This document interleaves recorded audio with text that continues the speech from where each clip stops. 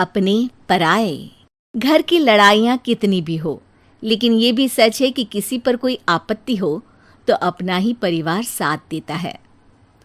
भैया, मेरे पीछे पुलिस लगी है, प्लीज मुझे बचा लो। रवि और राज दो भाई, लेकिन दोनों में कभी नहीं पटी। अरे क्या हुआ छोटे, क्या कर दिया तूने? अरे कुछ नहीं भैया, मेरा दोस्त है ना राजू, वो मुझे लेकर बैंक गया था। मुझे नहीं पता भैया कि वो वहाँ बैंक लूटने जा रहा है। मैं उसके साथ बैंक में घुसते ही सीसीटीवी कैमरे में दिख गया हूँ। अब पुलिस मुझे ढूंढ रही है भैया, मुझे बचा लो।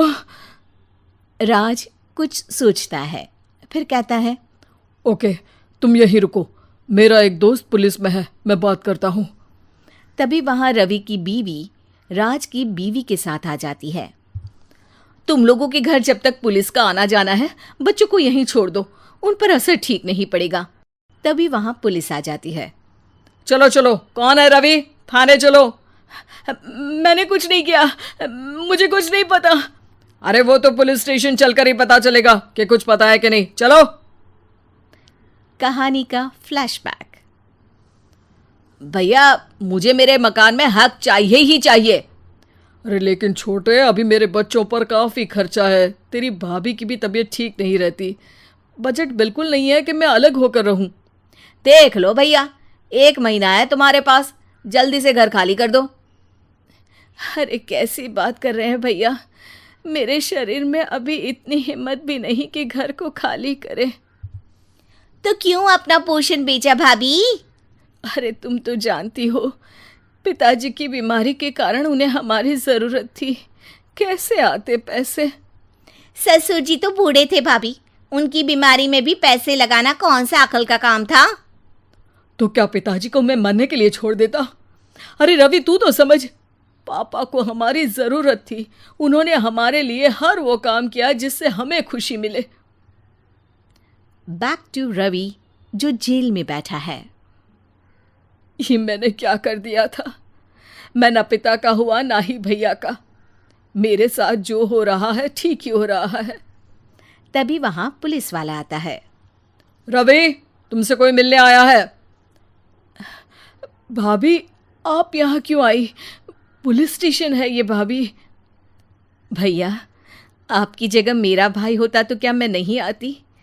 अच्छा, ये खाना ले लीजिए, खा लीजिएगा। आपके भैया लगे हैं वकीलों और पुलिस वालों से बात करने में, डरने की कोई बात नहीं।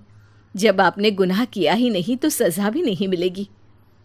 रवि भाभी को देखकर रोने लगता है। घर में साक्षी चुपचाप बैठी होती है कि तभी सोनम कहती है, अरे साक्षी, क्या हुआ, परेशान क्यों हो रही हो? भाभी, अभी अभी पुलिस स्टेशन से खबर आई है, इन्हें बड़े जेल में शिफ्ट किया जा रहा है। मैं क्या करूंगी भाभी? रो मत, हम अच्छे से अच्छा वकील करेंगे। लेकिन उसमें तो बड़े पैसे लगेंगे दीदी, हम इतना पैसा कहाँ से लाएंगे? अरे क्यों, ये मकान है ना, और मेरे कुछ गहने भी हैं। साक्षी की आंखों में पानी आ जाता है। पर दीदी, ये तो आप और भैया की मेहनत की कमाई है।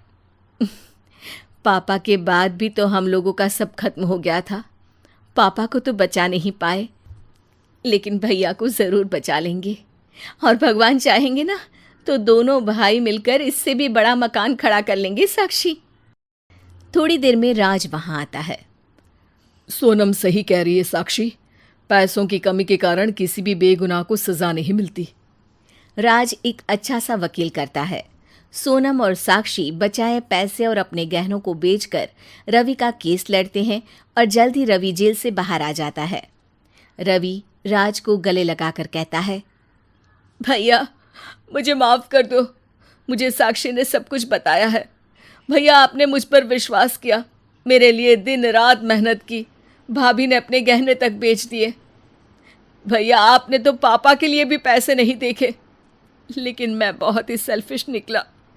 भैया, एक आखिरी बार मुझे माफ़ कर दो, मैं शर्मिंदा हूँ। अरे भाई, अपने तो अपने ही होते हैं, पापा ने हमारे लिए क्या नहीं किया, ये तुम्हें बताने की ज़रूरत नहीं है मुझे। और फिर तू तो मेरा भाई है। पैसे से बढ़कर रिश्ते होते हैं भाई।